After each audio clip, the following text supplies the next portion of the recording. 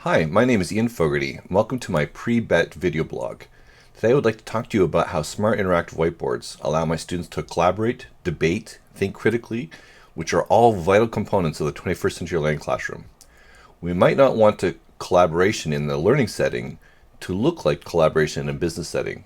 This video blog will look at some of the examples from my Smart Showcase classroom that demonstrate the more subtle nuances between cooperation and collaboration, and how smartboards provide a hub for students. The world knows that education going forward needs to be radically different than education from the past. We're just starting to understand how our vision gets realized in the real classroom. There's much to learn and much work to do. The OECD, the European Union, UNESCO, and numerous other think tanks and authors conclude that new realities demand people with different competencies than those considered appropriate for success in the agrarian and industrial era.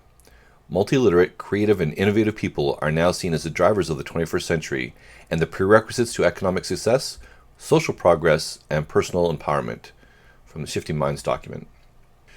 So, 21st century learning requires collaboration, debate, and critical thinking. These are words that have been often used with many different visions of what the words actually mean. Let me spend some time on these ideas because it forms the foundation of the teaching strategies that I use.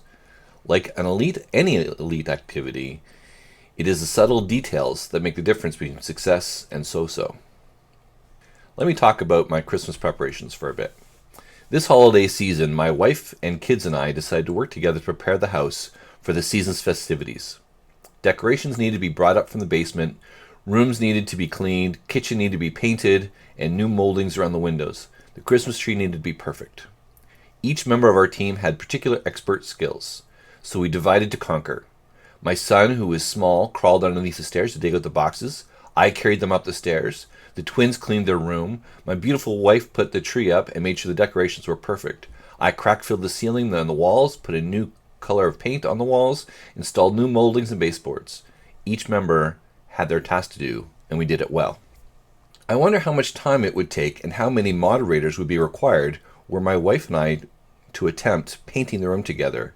I expect a lawyer might be required if we were to help each other with the tree.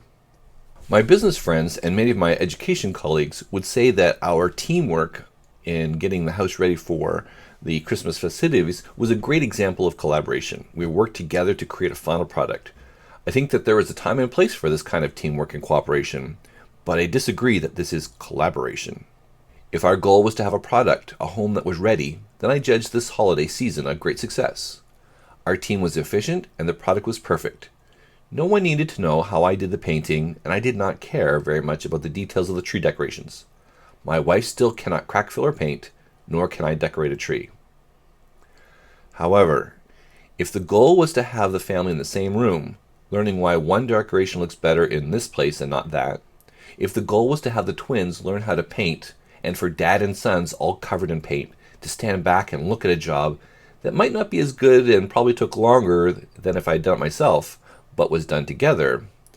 If our goal was to have a family memories and a bonding moment, if the goal was about the process rather than the product, then perhaps it was a bit of a fail. The three tenors collaborate on stage to make beautiful music. They cooperate with the sound technicians and recording engineers to create a DVD. In the real world, we want to have experts in specific areas. It is this move away from a jack of all trades and towards specialization that is responsible for much of our development from the agrarian to industrial society. We want quality items produced efficiently at a low cost with time left to enjoy life. Divide and conquer is a great philosophy when you are surrounded by experts and the final product is the goal, as long as you have someone who knows how the pieces all fit together. Each member of the team has a special role and one member ensures that the pieces fit together. A foreman or general contractor is required. Much time and energy is spent building these fantastic and desirable teams. But I wonder if this real-world model of cooperation is the same desire in a K-12 education system, where few in English class will be poets or journalists, few in math class will be mathematicians, and very few in my chemistry class will be chemists. Is it the final product of a poem, a worksheet of math, a lab report that is the goal? Is it the product or the process that is important? Do I want nicely painted room or do I want my twins to learn how to paint? The differences are subtle but critical. Let me tell my story from my classroom. When I first got my single smartboard, I put it in the front of the room. up nice and high, so only I could reach it, and my lectures became more visual and exciting. I had videos and simulations. I would talk out loud while I played the game or figured out a puzzle, and my excuse was that I was modeling problem solving. This is a fine first step, but not enough to justify the expense of an interactive whiteboard. Harry Wong said that he who is doing is the one who is learning. I was the one that was doing. The students were not. So then we decided, well, let's get the kids one-to-one laptops so that they can be the ones solving the puzzles. These are staged pictures of my real-life students from my classroom. For the sake of discussion, I have assigned observed behaviors from my class to these students. Here are students working on a puzzle as individuals with their one-to-one laptops. The room is very silent, other than the groans of frustration. Zoe was already good at puzzles, and she completes it fairly quickly, doesn't really understand what the big deal is. Brandon struggles a little bit more, and is confused for the entire day. Now Simon has good days and bad days. This might be a good day, or it might be a bad day. It's a coin toss. But whatever it is, he's on his own. One-to-one technology did not give us the changes of behavior. It did not increase communication or collaboration. They stayed on the same path that they were already on. This was a little disappointing. In other situations in my class, I used one-to-one and BYOD, and I would get them to work on labs together, hoping that they would collaborate. What I got was a divide and conquer effect that is so useful in the real world. One student became an expert in making graphs, while another became an expert at writing procedures, and still another became an expert at doing diagrams. And just like in the real world, we would end up with a foreman. This is called the funnel effect. All the individual work would get funneled to one team member, who was responsible for putting it together. At the end, a good lab report was submitted for grading, but not a single individual can do an entire lab report on their own. And in a K-12 environment, I wonder if this is what we're looking for.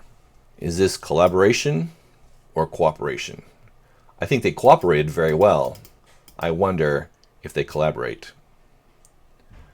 I think I want each member to learn how to do each piece better than they could before the assignment was given. I want them to collaborate, not cooperate. So this is not quite working the way I had hoped.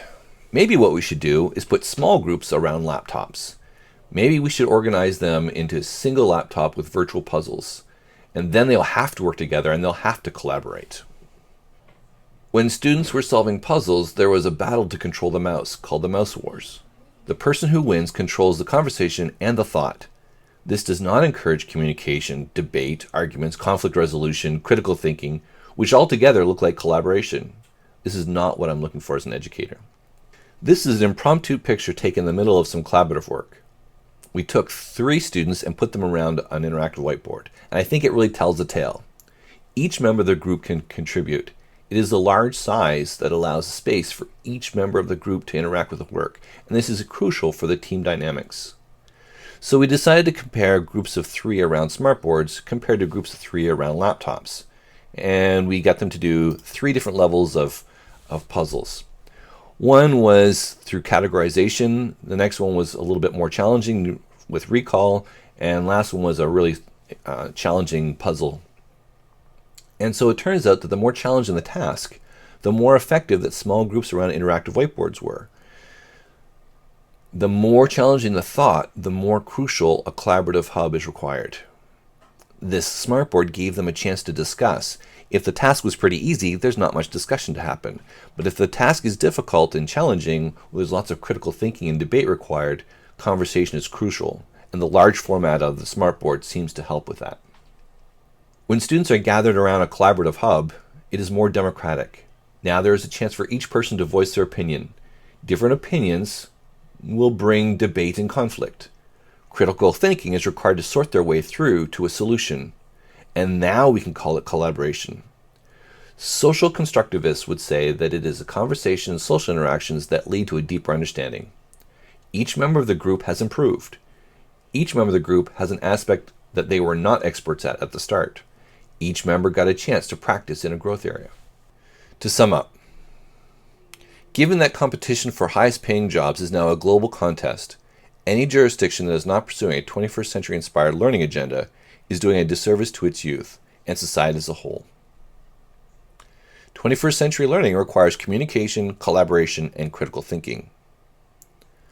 One-to-one technology for individual work does not equal collaboration.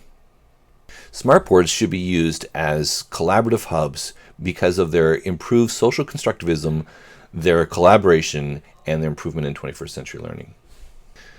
Thank you for listening to this little podcast. There's a few individuals I need to thank. Smart Technologies for helping me out quite considerably. Shad Valley for showing me what 21st century learning was long before it was a popular buzzword. iSpire Technology for helping me with some of my IT concerns. Microsoft Partners in Learning for providing me a forum for speaking. Pasco Canada have been very generous in outfitting my classroom.